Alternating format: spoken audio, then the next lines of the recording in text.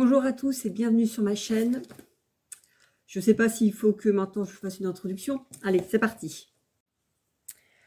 On se retrouve comme chaque mois pour la revue du Burda Style. Aujourd'hui, c'est celui de mars 2023. Ça annonce le printemps. Donc, voici la couverture. 31 modèles à coudre avec 7 modèles jusqu'au 48. Alors, vous avez dû voir un changement dans les derniers Burda. Vous aviez les Burda avec les tailles classiques du 36 au 42, je crois. Et après, vous aviez les tailles dites plus, ou après, ça s'est appelé curvy, qui étaient du 44 au 52, je crois. Sauf que du coup, ceci a été arrêté. Il y a quelques modèles, du coup, qui sont présentés jusqu'au 48, mais il n'y a plus de taille curvy, tout comme il n'y a plus de taille courte ou longue. Voilà. Après, je vous dirais que je n'ai pas forcément lu les éditions de Burda pour savoir s'il y avait une explication à cela. J'ai vu que vous aviez un Burda curvy qui était sorti. Vous devez en avoir, si j'ai bientôt, enfin si j'ai à peu près compris, un à chaque saison qui va sortir. Donc c'est bon, c'est plutôt dommage, je trouve. Toujours est-il, on va commencer par en tout cas ce magazine et cette couverture. Pièce maîtresse. La veste smoking accompagnée de son histoire, bon bah ça c'est sûr que, bon même si je lis pas, ce serait sûrement très intéressant à comprendre. Deux workshops, une jupe avec ceinture éclatante et une robe mi-longue. Ça c'est des pas à pas illustrés si vous avez un peu de difficulté ou si vous voulez vous y mettre tout doucement à la couture. C'est un pas à pas illustré. Du podium au dressing, les tendances influentes de la saison adaptées à des pièces à coudre et à porter au quotidien. Bon, ça va un peu tout rien dire, mais on va quand même aller voir. En tout cas, cette robe est toute mignonne. Le magazine est vendu au prix de 7,50 € et vous avez, comme d'habitude, ici, je vous le fais pas toujours, mais vous avez les réseaux sociaux. Alors, ici, on a le blabla. Alors, on commence du coup par cette première robe 120 qui est du coup issue de la première de couverture. Robe 120 du 34 au 42, difficulté 3 sur 4. Alors, c'est une robe avec une encolure ronde. Vous n'avez pas de manches, vous avez par contre des découpes princesse et ça fait une espèce d'encolure américaine, enfin moi j'appelle ça comme ça, assez dégagée. Vous avez un galon, voilà, ruban textile à franges qui a été posé au niveau de la ceinture et vous avez après une jupe légèrement froncée en haut qui arrive en dessous du genou. Le dos est identique au devant, sauf que vous avez, bon évidemment, les découpes princesses sont pas exactement les mêmes, mais vous avez une fermeture à glissière.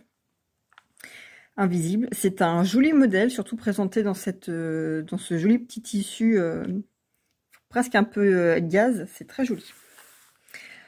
À côté, nous avons le blouson biker 128, difficulté 3 sur 4 du 36 au 44, pardon. Alors c'est, oui, blouson biker, moi j'aurais presque appelé ça un perfecto, ça s'y ressemble. C'est un blouson avec des manches longues, vous avez des découpes princesse et bretelles sur le devant avec un empiècement d'épaule. Vous avez une fermeture à glissière visible qui se porte sur le côté d'une poitrine. Le dos est avec aussi de multiples découpes. Vous avez les manches longues avec une fermeture à glissière en guise de poignée. Voilà, c'est un joli modèle. Alors présenté ici, c'est pareil, ils ont remis un galon pour le bas des poignets et le bord de la fermeture. C'est du coup, je trouve, beaucoup moins joli que sur l'autre, sur le modèle d'avant, mais en tout cas c'est un joli modèle. Moi, pour moi ça ressemble plus, enfin oui voilà, blouson biker, pour moi c'est plus un perfecto, et du coup c'est un modèle que j'aime forcément. La robe 110 du 36 au 44, difficulté 3 sur 4. Alors c'est une robe, là pour le coup vous n'avez pas beaucoup de morceaux, vous avez un devant supérieur, un devant inférieur et un dos. Alors c'est une robe qui doit arriver au-dessus du genou. Vous avez une découpe, une pince poitrine, pardon, d'un côté, et de l'autre, en fait, vous avez une grande découpe qui permet d'avoir une partie du devant, en fait, tout en biais, avec un petit jeu de nœuds, en fait. Vous devez sûrement avoir cette partie-ci en enfin doublé pour pouvoir justement faire ce nœud. Et c'est, voilà, je trouve que c'est le petit détail tout mignon qui fait toute la différence. Vous avez des manches courtes à même avec un élastique. Le dos est entièrement simple avec juste une goutte centrale. Voilà, c'est tout mignon. Voilà, c'est le détail du petit nœud, mais je trouve que c'est tout mignon. Voilà. À côté de ça, vous avez le sweat à capuche 108 du 36 au 44, difficulté 2 sur 4. C'est un sweat à capuche avec des manches longues et une espèce de poche kangourou. Le sweat est plutôt court, j'ai l'impression. C'est pas forcément mon style, mais à la rigueur, bon bah de toute façon il en faut pour tous les goûts. Voilà. Page suivante, vous avez le blouson 124, difficulté 3 sur 4, du 36 au 44. C'est un blouson avec une fermeture, pareil, un peu sur le côté. Enfin, sur le devant, mais un peu dévié sur le côté. Vous avez de grandes incrustations en pointe sur le devant et sur le dos. Vous avez des manches qui se montent basses avec une fermeture aussi pour en guise d'aisance, si vous voulez. Je pense que c'est sûrement doublé. C'est pas vraiment un modèle qui me plaît, en plus présenté ici en rose. Alors je sais bien que le fluo c'est peut-être à la mode, mais moi j'ai un peu de mal et non, je trouve que c'est, voilà, enfin je trouve pas forcément ça très joli. C'est pas un modèle que je ferai, ça c'est quasiment sûr. Page suivante, vous avez le chemisier 126A du 36 au 48. Vous avez une difficulté ici de 3 sur 4. C'est un chemisier avec un col, juste un petit, enfin, un col en pied de colle si vous voulez, un petit col bas. Vous avez une patte de boutonnage centrale. C'est une blouse, enfin un chemisier qui est plutôt assez long. Vous avez la partie inférieure avec une découpe sur le devant, en forme liquette aussi, arrondie. Vous avez des manches plutôt longues avec une patte polo et un large poignet. Voilà, et dans le dos, vous avez le classique empiècement dos avec les petits plis au milieu du dos. Voilà, c'est un joli petit modèle. Il fait, je trouve, un peu grand ici ou un peu ample. Après, c'est peut-être parce que le mannequin se tient mal. Mais voilà, c'est un joli modèle, j'aime bien. À côté, vous avez la veste 115 du 36 au 44, difficulté 3 sur 4. C'est une veste, oui, comme une veste chemise, j'ai envie de dire, avec un col tailleur. Vous avez une patte de boutonnage visible, vous avez une poche poitrine, des pinces poitrine, des manches longues avec des plis. Je pense que vous avez une fente indéchirable et un poignet avec un bouton. Le dos est entièrement simple, lui par contre. Sur la photo, c'est pareil, je trouve que ça paraît un peu court. Là, pour le coup, mais voilà, c'est un joli modèle que moi, à la rigueur, je me ferais presque plus comme une chemise que vraiment comme une veste. Mais voilà, ça, c'est un modèle que j'aime bien aussi. Tissu, même tissu utilisé pour le pantalon 125 du 36 au 44, difficulté 3 sur 4. C'est un pantalon avec des poches italiennes, vous avez des passants, la bringuette, tout ça, des petites pinces dans le dos et vous avez accroché au passant des petites boucles qui font le détail, qui est, je trouve, très joli. C'est un modèle qui me plaît bien. Et bon, de toute façon, vous savez, si vous me suivez, à force que les poches italiennes, c'est, j'aime beaucoup ça. Je trouve que tout de suite, c'est très élégant. C'est, voilà, ça change du jean classique. Ça fait tout de suite un pantalon un peu plus habillé, un peu plus travaillé. Et c'est pas dur à faire. La jupe 112 du 36 au 48, difficulté 2 sur 4. Alors, vous avez ce modèle qui est présenté en workshop. Ça veut dire qu'à la fin du livret, vous allez avoir, si vous voulez, toutes les photos pour réaliser cette jupe. C'est une jupe avec une patte de boutonnage cachée centrale sur le devant. Vous avez des pinces à la taille dos et devant et vous avez de larges poches plaquées sur piqué juste sur le devant. Elles ne vont pas sur le dos. Le dos, quant à lui, est tout simple. Vous avez juste une découpe centrale. C'est pas forcément mon style. Je suis pas très jupe, mais là en plus avec les poches énormes comme ça, ça me plaît encore moins. Donc bon, il en faut pour tous les goûts. À côté de ça, vous avez la veste 109 du 34 au 42, difficulté 3 sur 4. C'est une petite veste, j'aurais presque envie de dire courte. Je sais pas si on pourrait appeler ça quoi, un Spencer, non, je sais pas vraiment. Ou alors si c'est moi qui... Voilà, non. Je dis bêtise, elle doit pas être si courte que ça. En tout cas, toujours est-il, c'est une veste avec une encolure ronde. Vous avez une patte de boutonnage visible sur le devant. Vous avez des poches plaquées, surpiquées, avec un pli, je pense, rond au milieu, un rabat. Vous avez des manches qui se montent basses avec des fronces en tête de manche. Le dos est simple, voilà, vous avez la couture centrale et puis vous avez ce petit empiècement qui vient faire tout le bas de la veste. C'est un joli modèle, j'aime bien. Peut-être que j'aurais fait moi les manches monter plus haut parce que là ça donne peut-être un effet un peu plus grossier ou alors c'est le tissu qui fait épais. Je ne sais pas, mais bon, c'est plutôt, j'aime plutôt bien. Top 122B du 36 au 44, difficulté 3 sur 4. Alors, vous avez ici un top avec une découpe d'encolure qui vient venir en fait jusqu'au bas des aisselles. Vous avez une partie supérieure qui vient faire, alors du coup qui fait un col montant, un peu cygne, et qui vient juste faire les épaules. Vous n'avez pas de manche. Vous avez une couture par contre centrale sur le devant et aussi, enfin du coup ça fait une découpe en croix. Je pense que vous avez une couture et vous avez en même temps les pinces, je sais plus comment on appelle ces pinces là, c'est peut-être des pinces bustier. En tout cas ça fait comme une croix. Et dans le dos vous avez une fermeture à glissière invisible. Vous avez des pinces taille et vous avez le même jeu de découpe avec le col. C'est un joli modèle. Alors là, pour le coup, la fermeture est visible. Moi, j'aurais fait quelque chose de caché. Et pas forcément aussi long, parce que, bon, là, du coup, ça s'ouvre entièrement. Ou alors, voilà, avec une fermeture, en tout cas, cachée. J'aime bien ce style-là. Je trouve ça très joli. Le col un peu montant comme ça. Et puis, les découpes pour le col, les manches, là. Enfin, il n'y a pas vraiment de manches, mais bon, pour l'encolure. Voilà, j'aime beaucoup ce modèle. Assorti à ça, vous avez la jupe 107 du 36 au 44, difficulté 2 sur 4.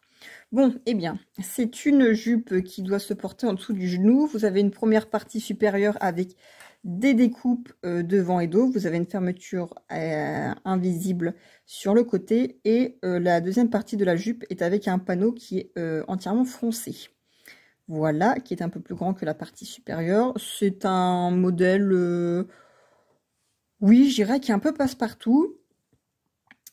Donc, pourquoi pas? Pourquoi pas. Bon, la présenter dans ce tissu-là, ça me plaît moyen. Mais voilà, je pense que... Ou alors, on peut faire un jeu de découpe. Un jeu de découpe, oui, voilà, on peut très bien se dire...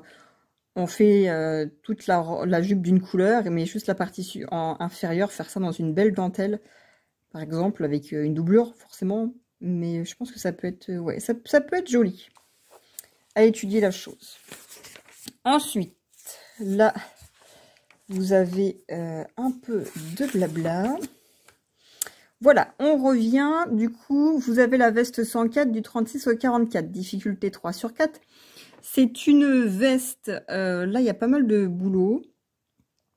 C'est une veste avec un grand col pointu. Vous avez des boutons sur le devant. Vous avez une découpe supérieure du devant, une découpe latérale. Enfin, oui, voilà. Enfin, du coup, le bas du devant se découpe en deux parties, de part et d'autre. Et vous avez un rabat de poche en haut et vous avez ensuite en bas des poches avec rabat surpiqué.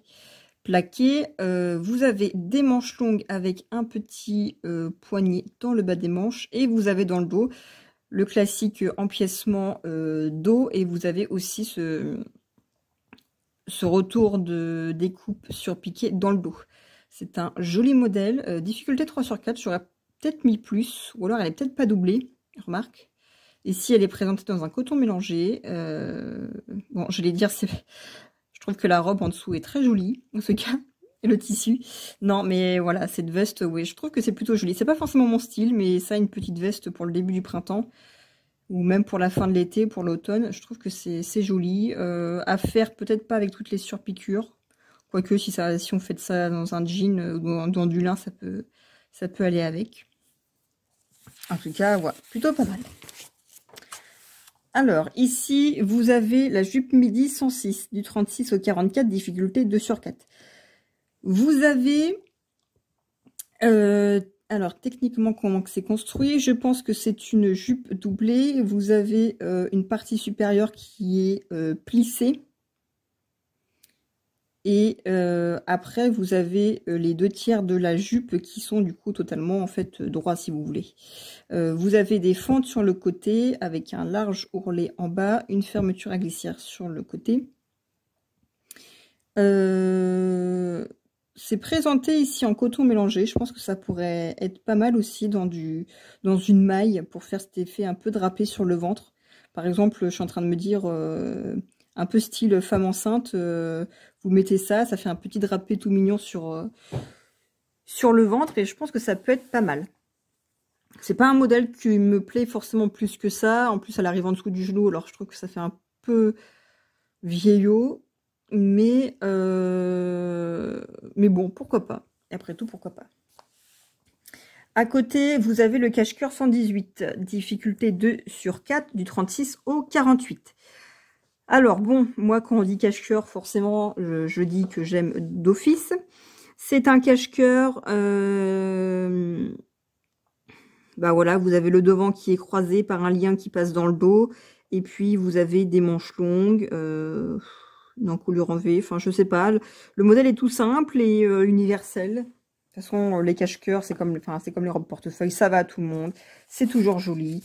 Ça, voilà, pour moi, c'est un truc qui se démode pas, c'est, voilà, c'est indestructible comme coupe. Alors, vous avez à côté le coupe-vent 119, du 36 au 44. Alors, vous avez un coupe-vent qui n'est pas très long, avec un col montant, avec une... si vous voulez, comment on appelle ça, un col camionneur avec une découpe arrondie qui fait l'encolure dos et devant. Vous avez ensuite sur le bas du coupe-vent un cordon qui vient venir recentrer à la taille. Et vous avez une poche centrale avec un rabat. Vous avez des plis sur le début des emmanchures qui commencent basses. Vous avez des manches longues avec un élastique dans le bas des manches et le dos est à peu près similaire au devant. Sauf que bon, évidemment, vous n'avez pas la poche. Bon, c'est pareil, c'est pas forcément mon style, c'est pas quelque chose que je ferais. Mais à la rigueur, si c'est le vôtre, c'est pas le modèle qu'on a l'habitude de voir, j'ai l'impression, donc pourquoi pas. Pull 127 du 36 au 48, difficulté 1/4. Alors là, vous avez un pull en maille, enfin bon là je sais pas si on peut vraiment appeler ça pull parce que ça fait assez léger. Un pull en maille, col V avec un petit empiècement, voilà pour faire le col. En finition de bord, vous avez des manches longues. Le dos et le devant sont identiques. Vous avez juste en fait un grand pan qui vient du coup, qui fait du coup soit tout le devant ou soit tout le dos, et qui vient faire un grand pan sur les côtés, en fait, qui vient un peu à l'équerre sous les aisselles, qui vient faire un grand rectangle, ce qui donne du coup ce côté loose, ce côté presque drapé ou plissé, quand il se tient par la gravité, j'avais envie de vous dire. Le devant est un peu plus court que le dos. C'est pas forcément mon style non plus. Mais bon, pourquoi pas. Hein.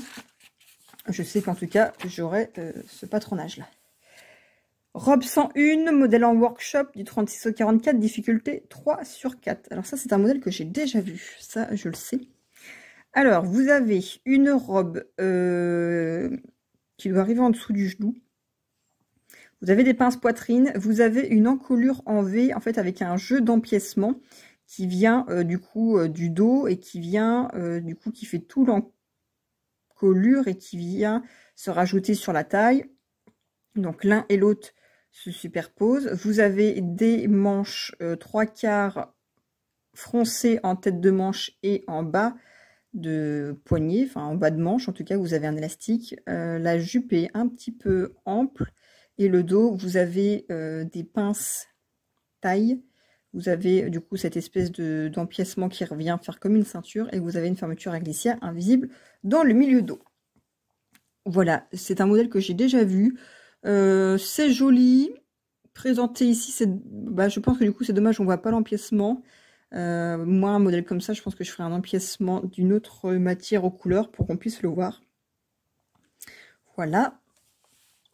Vous avez à côté de ça le shirt 111, excusez-moi, du 36 au 44, difficulté 3/4. C'est le même t-shirt en fait qu'on a vu tout à l'heure, mais en version robe. Donc vous avez cette partie asymétrique sur le devant, cette découpe en biais qui vient du coup pouvoir faire un petit nœud sur le côté d'une épaule. C'est très joli. Ça, je pense que c'est un modèle que je serais susceptible de me faire. Vraiment, vraiment. En plus, c'est pas compliqué. Alors, il dit 3/4 parce que je pense que c'est juste... oui, parce que vous devez sûrement avoir une partie qui est doublée là-dedans pour avoir ce nœud. Mais bon, c'est pas très, très compliqué. Et ça doit pas prendre beaucoup de tissu, je pense. Alors, robe midi 103. Bah, ça, c'est la robe de tout à l'heure, dans cette jolie viscose, là. Du 36 au 44, difficulté 3/4. Alors, vous avez une robe avec... vous avez une encolure ronde, encolure au pied de colle, enfin un col pied de colle, un col rond comme ça. Vous avez après une découpe en pointe qui vient sur le devant. Vous avez des boutons du col jusqu'à quasiment jusqu'aux hanches. Voilà. Vous avez du coup, de par cette découpe d'encolure, vous avez des fronces qui viennent tout autour de la découpe, aussi bien sur le début des têtes de manches raglantes que sur le haut du devant. Vous avez un élastique à la taille qui donne du coup ces petites fronces. Vous avez des manches longues amples avec amples et puis froncées avec un petit poignet fin. Et vous avez en plus un petit lien à nouer, je pense, autour du cou, parce que là, elle l'a présenté autour du cou. Voilà, le dos, lui, n'a pas cette découpe, il a juste le petit col. Mais c'est un joli modèle, je pense qu'il doit dévorer pas mal de métrage. En tout cas, c'est mignon, ça doit être tout léger et confortable. En plus, c'est long, enfin, je pense que franchement, ça peut être très agréable. C'est joli, j'aime bien l'effet découpe avec les fronces. J'ai horreur de faire les fronces, mais bon, je les aime bien quand même. Ça rend quelque chose de différent. Passons au projet d'à côté. Pantalon utilitaire 105. C'est marrant qu'il donne ce nom-là. Alors, c'est un pantalon avec des poches des poches arrondies qui descendent assez larges quand même. Vous avez des découpes et des surpiqûres. Je pense que du coup les poches commencent du coup à la taille jusqu'à mi-cuisse. C'est peut-être pour ça que c'est utilitaire. C'est sûrement si vous voulez faire ça avec des travaux, je ne sais quoi. C'est vrai que ça fait des sacrées poches.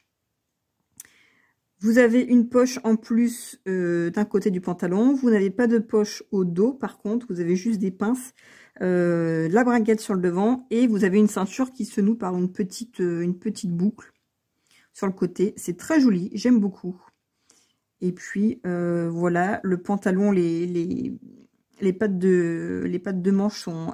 Les pattes de jambes de manche. Oh!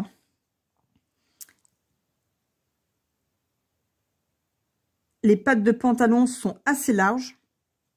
Donc ça doit être, oui, voilà, assez confortable. Je ne sais pas si vous faites ça pour faire de la peinture ou des travaux ou du jardinage ou je ne sais quoi. Mais enfin, en tout cas, c'est joli. Bon, je pense qu'on pourrait largement le faire pour tous les jours. Peut-être pas avec toutes ces surpiqûres.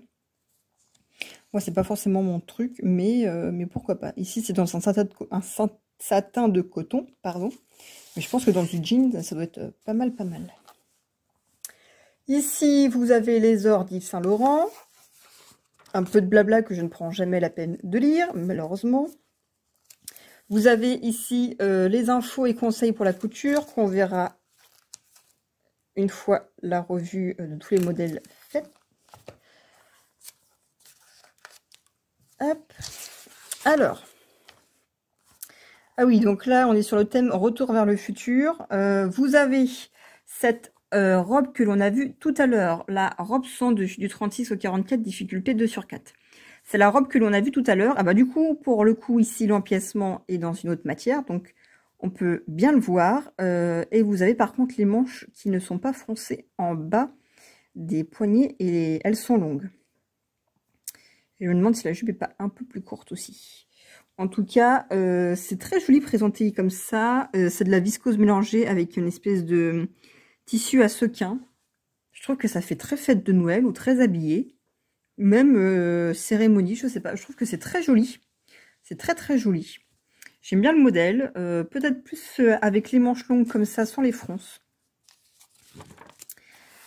Page suivante, vous avez la robe fourreau 117, difficulté 3 sur 4, du 36 au 44. Alors, c'est une robe avec des découpes sur le devant. Vous avez après une partie plus basse pour faire le côté jupe en fait, et vous avez des pinces côté.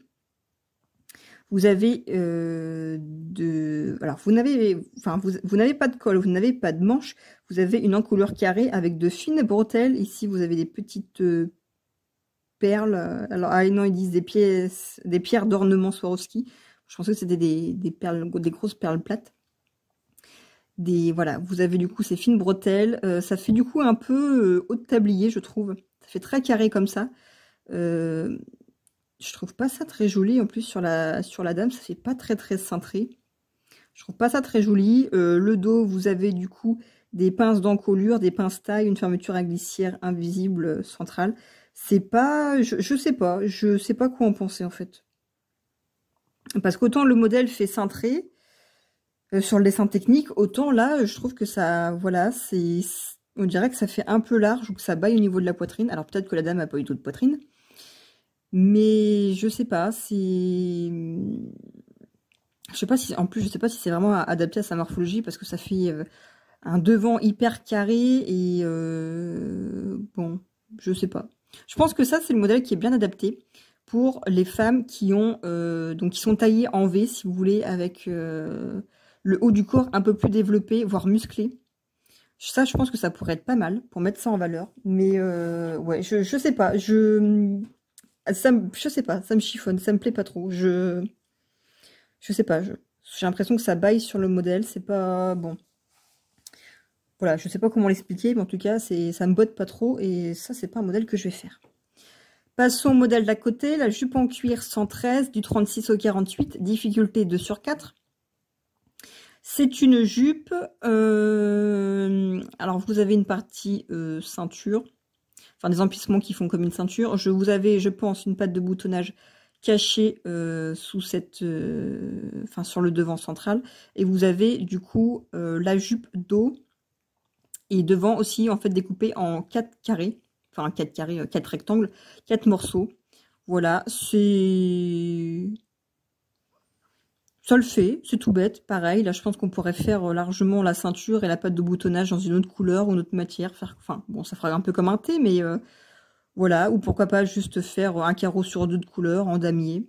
Voilà, pourquoi pas. C'est assez simple et banal comme modèle. Je pense qu'on peut facilement le faire et l'associer rapidement. Vous avez le top 122A que nous avons du coup vu tout à l'heure, qui est exactement, si je regarde bien et que je me souviens bien, le même. Il est peut-être un peu plus court. Voilà, que j'aime bien. Alors ici, il est présenté en sequin.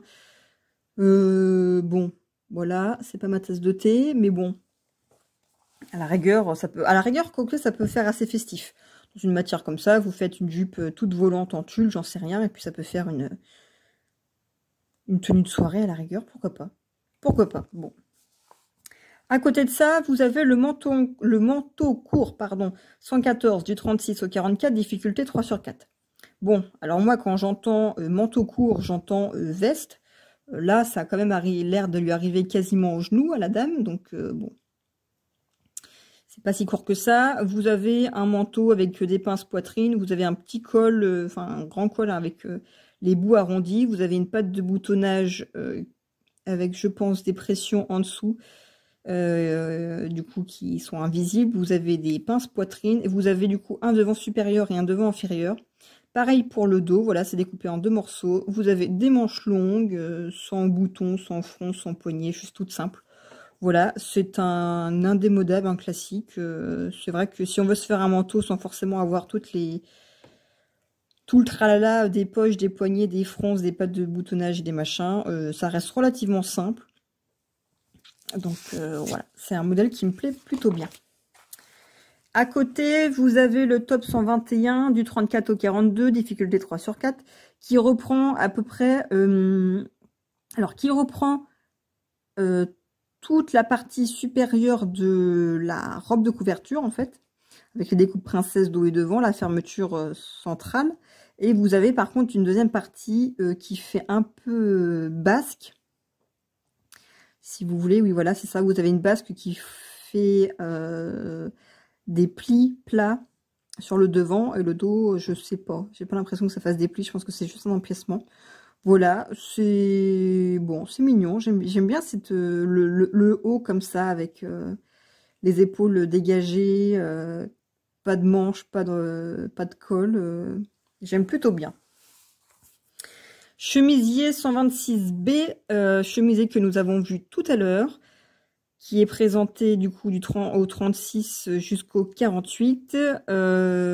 Si je regarde bien, je pense qu'il n'y a pas de... Il n'y a rien qui change par rapport à tout à l'heure. Voilà, ça marche bien, chemisier comme ça, moi j'aime bien, donc ça marche bien. J'aime bien ce modèle. Shirt 116, difficulté 2 sur 4 du 36 au 44. Alors, ici, vous avez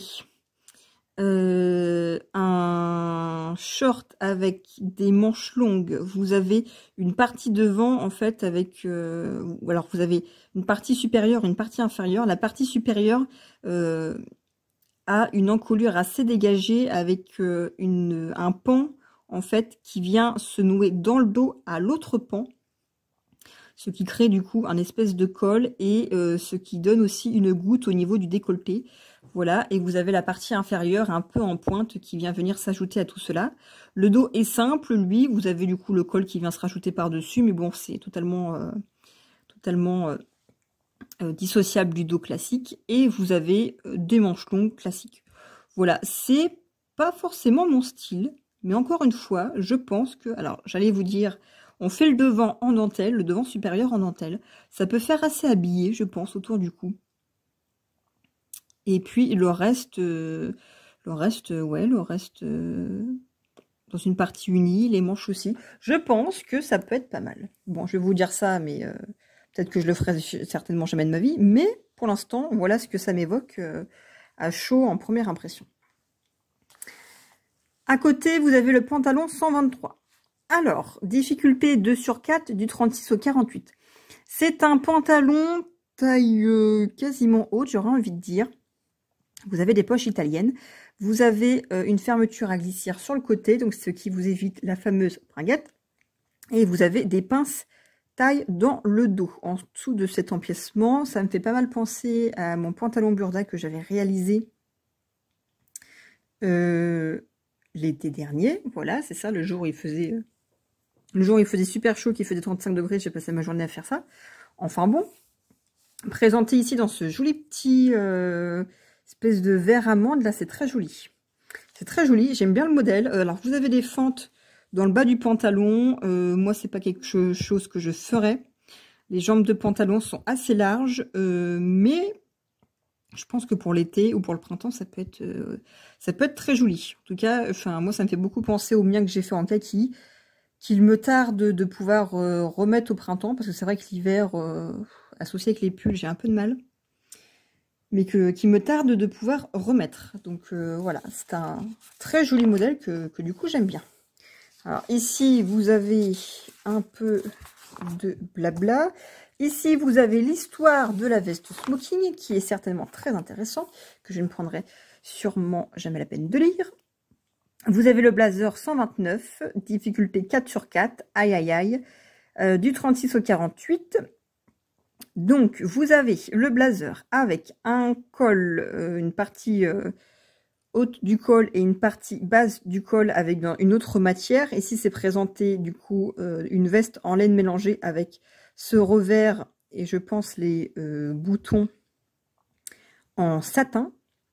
Voilà, vous avez des découpes princesse avec des découpes, enfin du coup des pinces taille. Vous avez les fameuses poches passe-poilées avec rabat, des manches longues avec, voilà, enfin des manches tailleur longues avec les 4 petits boutons sur le côté. Le devant est un peu asymétrique, le devant est un peu asymétrique. Vous avez le boutonnage à la taille et après ça part un peu en biais. Voilà, c'est bon, moi à choisir j'aurais fait quelque chose de droit. Et le dos, lui, est plutôt simple, vous avez juste la couture centrale et les découpes princesse. Voilà, je pense que forcément c'est d'office doublé. C'est un travail qui mérite du temps, de la patience, un peu de technique. Mais bon, une fois qu'on a une pièce comme ça dans sa garde-robe, enfin je pense qu'on peut la garder une bonne partie de sa vie. On peut la mettre pour plein d'événements. Triste ou heureux, pour tous les jours, on peut la mettre, voilà, pour sortir. C'est un, voilà, moi le blazer, c'est un peu comme le cache-cœur, c'est un modèle indestructible qui, je pense, que dans 10 ans, 20 ans, 30 ans, 50 ans, existera toujours et qui fera toujours aussi preuve d'élégance et de chic et de classe. Voilà. Voilà, voilà. Hop, là, vous avez les petits conseils pour les poches incrustées. Vous avez ici les modèles en workshop. Donc, vous allez avoir le modèle répertorié avec le dessin technique, toute la liste des fournitures, le côté grada, tout ce qui va être nécessaire. Et ici, vous avez après donc le plan de coupe là-haut. Et après, là, vous avez toute la légende et comment réaliser cette jupe. Donc, si vous voulez vous lancer dans Burda, si vous avez trouvé que les explications sont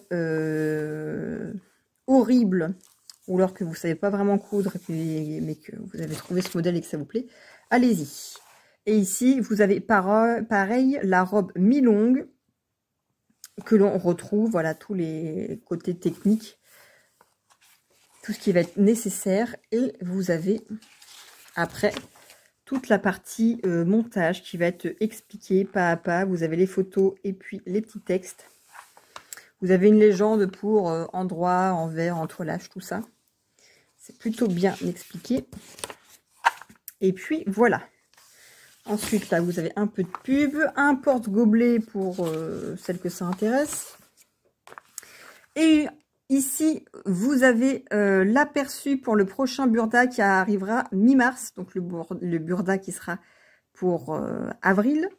Vous avez ici Douceur Hippie, des modèles en lin décontractés avec des détails de qualité tels que des broderies et des volants dans des tons naturels flatteurs. Bon, et ben ça, j'ai hâte d'office. Ici, Rebecca Ruetz, une robe très élégante avec drapé de la designer berlinoise en exclusivité à coudre. Bon, bah là, moi, ça me...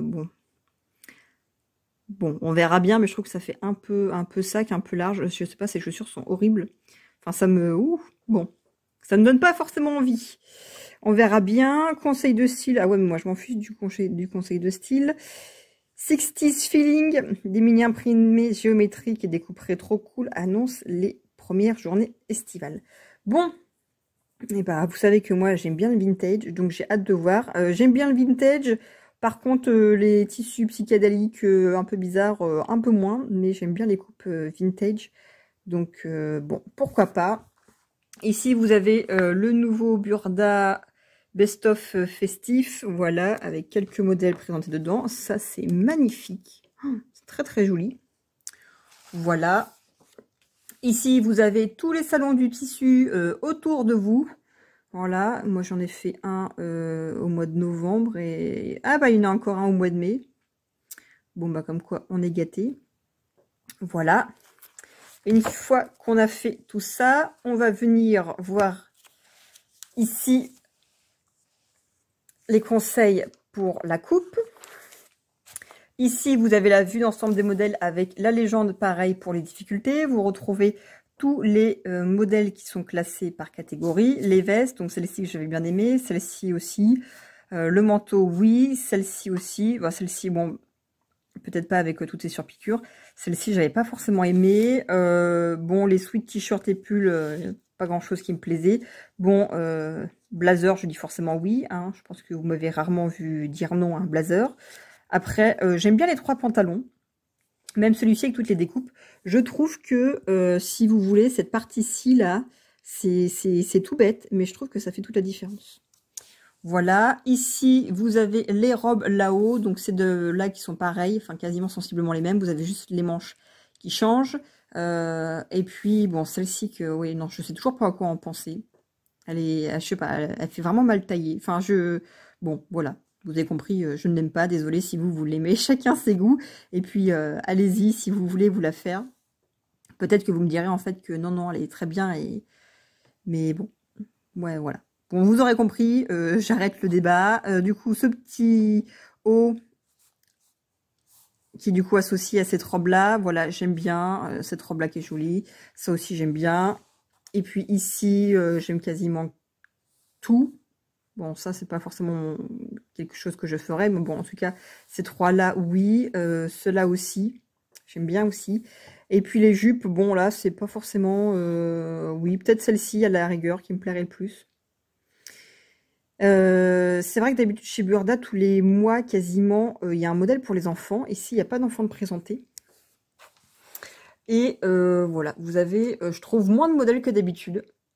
J'ai l'impression que plus les années passent, et moins il y a de modèles. Mais bon, c'est peut-être que on verra pour les prochains mois.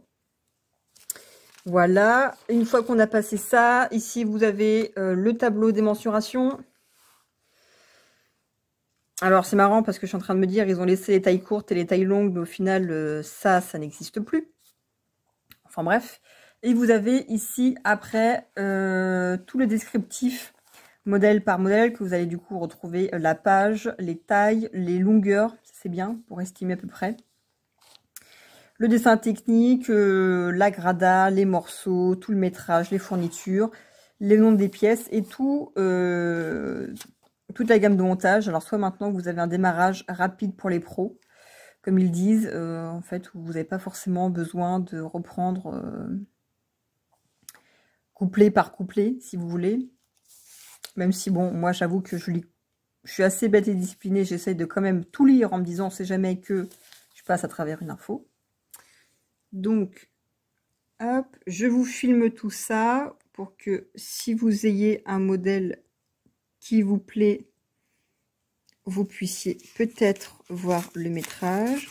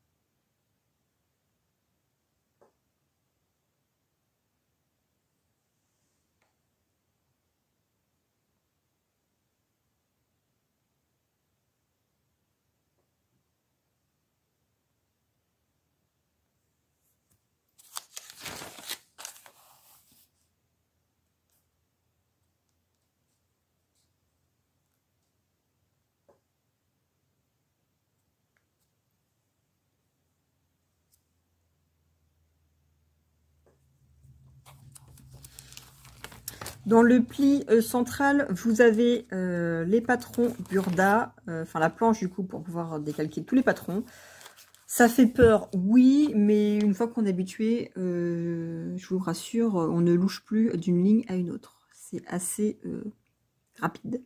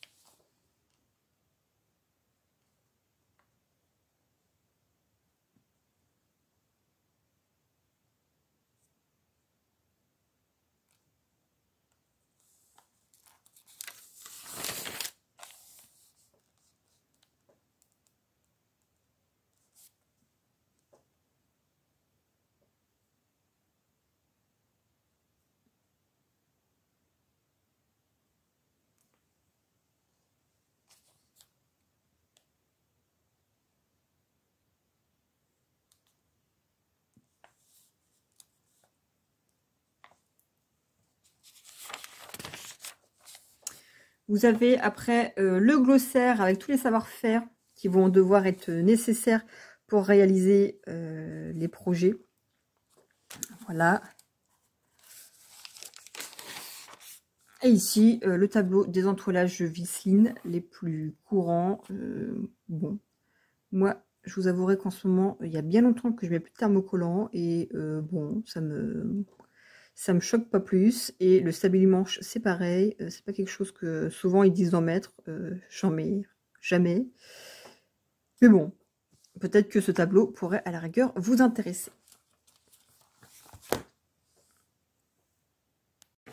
Alors, j'espère déjà que la qualité vous plaira. J'ai bousillé mon écran la semaine dernière. J'ai racheté un téléphone. Donc, je sais pas, vous me direz pour la qualité. De toute façon, mon téléphone avait 5 ans, donc je pense qu'on peut faire que mieux. Voilà. Qu'est-ce que je peux vous dire après pour ce Burda-ci? Je trouve que il n'y a pas forcément beaucoup de modèles basiques. Si vous voulez, à chaque fois, je vais vous dire, et peut-être que je me répète beaucoup, hein, de toute façon, ça c'est sûr, à chaque fois, j'essaie de regarder un peu, pour moi, ce qui est important, les modèles un peu basiques, classiques, incontournables, indémodables. Tous ces modèles, en fait, qu'on sait que ça marche aujourd'hui, ça marchera demain, que ça marche pour moi aujourd'hui à mon âge, que dans 10 ans ça marchera encore, que c'est des modèles qui ne se démodent pas, que c'est des modèles qui traversent le temps. Et je pense pour moi, qui est en train de réfléchir un peu plus à ma garde-robe, j'avais un peu lancé les fondements il y a 2 ans de ça. Oui, c'était ça, il y a à peu près 2 ans. J'avais essayé un peu de lancer les fondements de ma garde-robe, de mon style, de où est-ce que j'en étais. Et c'est vrai que je me dis que forcément, ces modèles-ci, les basiques, incontournables, indétrônables, tout cela, je pense que c'est des pièces vraiment à avoir dans sa garde-robe. Et si on veut commencer à coudre et à faire sa garde-robe, mais j'allais dire de manière réfléchie et raisonnée, qu'on veut vraiment, je ne vais pas dire presque comme moi, repartir de zéro, mais vraiment essayer de se redéfinir et de se trouver ou de se retrouver. Je pense que c'est vers ces modèles-là qu'il faudra se tourner. Et c'est vrai que dans ce magazine-là, je n'ai pas forcément vu beaucoup d'indétrônables. Alors je vois, vous avez, oui, vous avez le cache-cœur. et le manteau. Alors le cache-cœur, c'est peut-être pas un incontournable pour tout le monde. Pour moi, oui. Même j'allais dire, là en maille, il peut très bien faire un cache-cœur, j'allais dire, pour le sport ou tout ça. Mais j'essaie de trouver les modèles un peu voilà, incontournables, de me les mettre dans un coin de la tête, de me dire en fait que c'est vers ça que je devrais m'orienter, même si bon en ce moment j'essaie de liquider, c'est le mot que j'utilise tout le temps, liquider mon stock de couture. Bon, si vous me suivez, vous savez que le mois de janvier a été misérable, mais ça va mieux, hein, ça va beaucoup mieux. Mais voilà, je me suis souvent dit en fait il faudrait que, mais ça vous fera sûrement l'objet d'une vidéo que je voudrais essayer de vous faire. Je m'étais dit il faudrait que je me fasse en fait des basiques à coudre avec plusieurs matières ou coloris, et je me suis dit que j'allais commencer par me faire ça, mais qu'avant j'allais couler mes stocks. Sauf que bon bah évidemment j'avais mon stock de tissu, plus du tissu qu'on m'a donné, plus le tissu de mon binôme avant qu'elle ne parte. Donc ça fait pas mal de tissus que j'ai pas choisi d'avoir. Alors je suis très contente, hein, absolument aucun souci, mais c'est vrai que je me vois pas acheter du tissu, alors que je pourrais en fait me dire j'achète du tissu, je sais forcément qu'est-ce que je vais faire avec.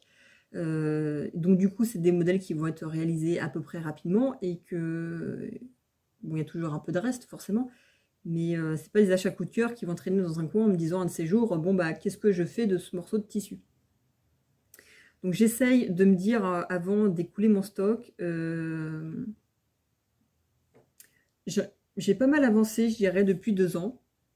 Bon, il y a quelques modèles que j'ai, enfin, il y a quelques modèles que oui, voilà, quelques projets, j'ai acheté le tissu. Mais globalement, je trouve que j'ai pas trop mal avancé. Par contre, j'ai un carton, enfin, une caisse avec pas mal de chutes. Ça, c'est ça, en fait, que j'aimerais bien éliminer en premier. Parce que les coupons entiers, c'est pas que c'est dérangeant, mais les petits bouts de coupons d'1 mètre par-ci, par-là, je trouve que c'est ça qui est le plus pénible. Parce que on a commencé un coupon, il nous en reste toujours un morceau, on sait encore moins quoi en faire, parce que quand on a 3 mètres de tissu, c'est plus facile de savoir quoi faire avec que quand il nous reste 1,20 m. Ça diminue largement la possibilité. Et voilà, c'est surtout tous ces tissus entamés en stock que je voudrais essayer d'écouler. Et bon, voilà. Je m'égare en tout cas. Qu'est-ce que je pouvais dire sur ce Burda-ci? Il y a des modèles sympas. Il y en a d'autres moins. Il y a quelques modèles qui m'ont bien parlé. Après, peut-être que je vous dis certainement la même chose tous les mois. Voilà. Est-ce nécessaire de vous faire l'introduction au début ou à la fin? Je ne sais pas. Il y a quelques modèles sympas.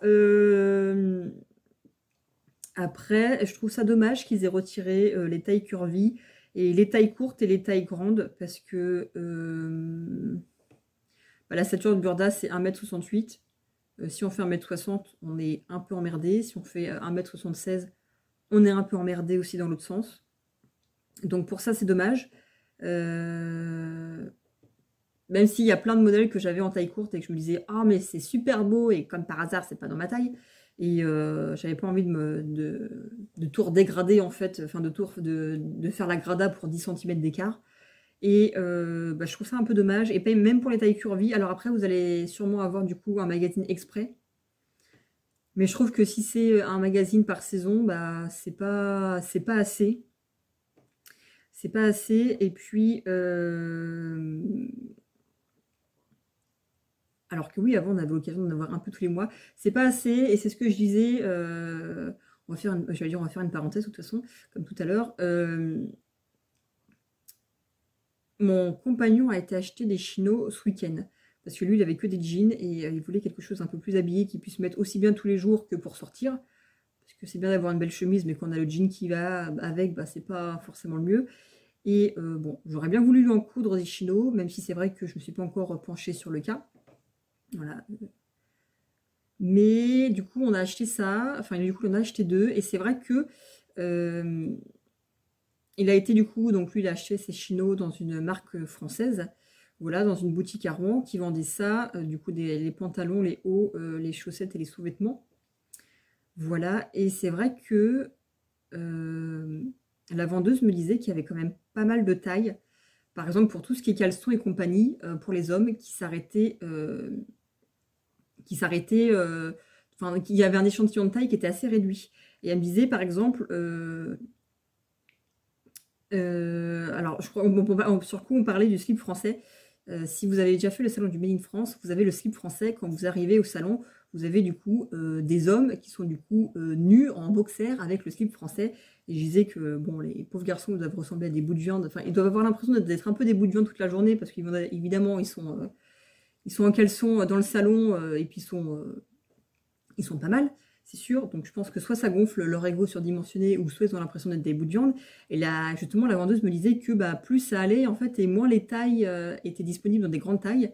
Et elle me disait bah, quand on prend dans ces marques-ci qui sont du coup, alors certes peut-être plus qualitatives mais qui sont forcément plus chères, elle me dit bah c'est pas forcément à 20 ans qu'on a plus le budget. Elle me dit souvent le budget on l'a vers 40-45 ans. Une fois qu'on a un peu plus d'argent de côté, une fois qu'on a un style de vie déjà établi, et que c'est pas forcément à 20 ans qu'on a le plus d'argent. Et c'est ce que je disais, bah, elle me disait que du coup elle trouvait ça dommage parce qu'elle me disait bah, même sur le site internet, avant il y avait beaucoup plus de...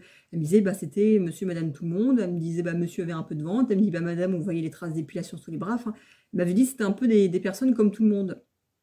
Et elle disait bah plus ça va et plus en fait... les tailles de mannequins se réduisaient, c'était vraiment... alors je pense que du coup, c'est ce qu'on disait, ça cible forcément. À un moment donné, il y a tellement de notoriété qui vont... Je pense qu'il y a des choix marketing qui sont faits et on cible forcément. Et je disais, c'est quand même dommage, parce que je crois qu'elle me disait, il y a des tailles qui s'arrêtent au... je sais pas, par exemple, la femme, ça devait être du 42 ou un truc comme ça. Et je disais, c'est quand même dommage. Je disais, aujourd'hui, avec... tout le problème de surpoids, d'obésité, ou même juste tout simplement de femmes fortes, sans forcément partir côté médical. Et je dis, ça fait un peu comme si on ignorait en fait qu'après le 42, il y avait du monde.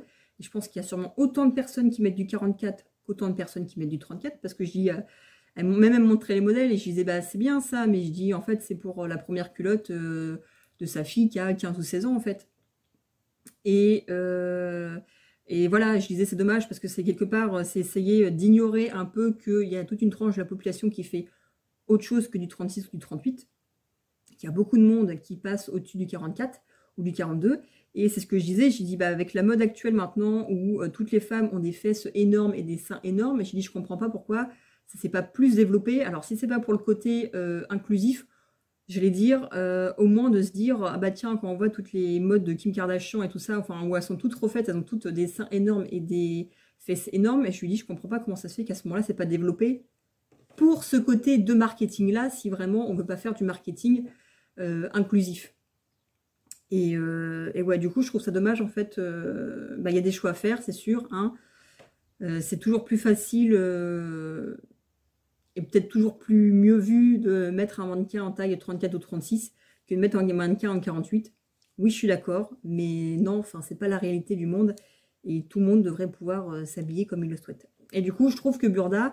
Bah pour le coup, ça m'embête un peu. Alors moi, je suis pas emmerdée parce que moi, je suis du 38 ou du 40 en bas.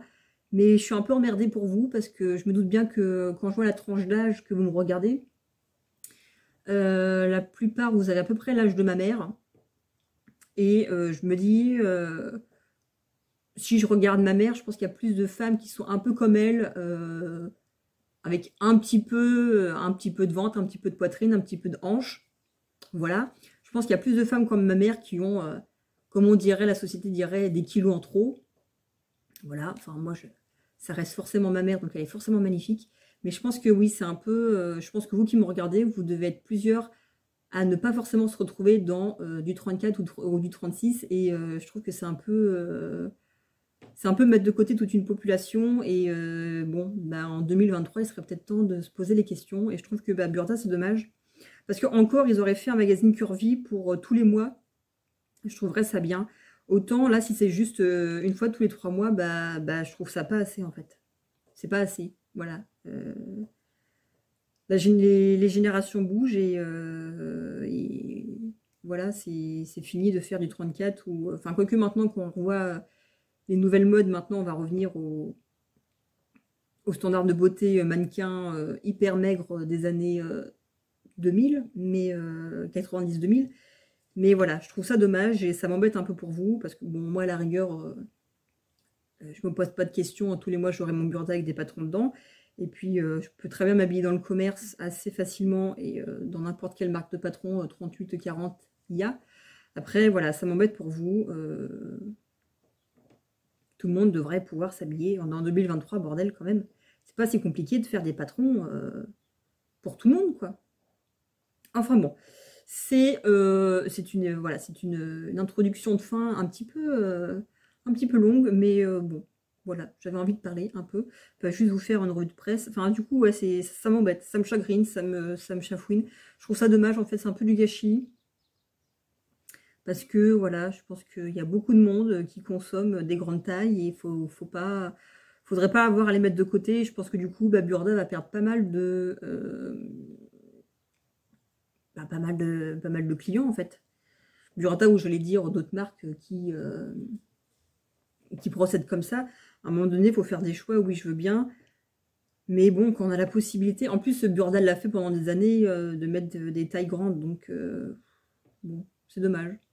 Je trouve ça dommage. En plus, ou alors il pourrait très bien se dire, on fait le même magazine, mais du 34 jusqu'au... je sais pas, ils allaient jusqu'au 54, je crois. Et d'avoir chaque modèle à peu près dans chaque taille, quoi. Enfin bon, vous l'aurez compris, je trouve ça dommage. Dites-moi, vous, ce que vous en pensez. Parce qu'à la rigueur, c'est peut-être plus vous que ça embête ou pas. Mais voilà. En tout cas, bon, bah... La revue de presse est finie pour ce magazine-ci. J'espère que ça vous aura quand même plu. Même si j'ai l'impression de finir avec une note un peu négative. Mais bon, bah, c'est comme ça.